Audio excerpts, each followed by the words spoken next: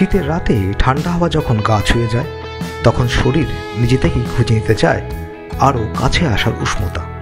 বিজ্ঞান বলছে শীতকালে মানুষের রক্ত সঞ্চালন বাড়ে, হৃদস্পন্দন আরও দ্রুত হয়, আর ইন্দ্রগুলো হয়ে ওঠে আরও সংবেদনশীল। তাই ঘনিষ্ঠ মুহূর্তগুলো যেন স্বাভাবিকের চেয়ে বেশি গভীর, বেশি তীব্র অনুভূতি এনে দেয়।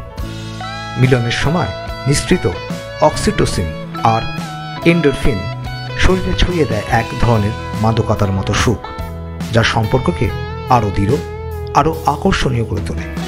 শীতের অন্ধকার রাত, নরম আলো আর দুজনের উষ্ণতা সব মিলেই তৈরি করে এমন এক আবহ যেখানে ভালোবাসা শুধু অনুভূতি নয়, ভালোবাসা হলো বিদ্যুতের মতো ছড়িয়ে পড়া এক আবেগ।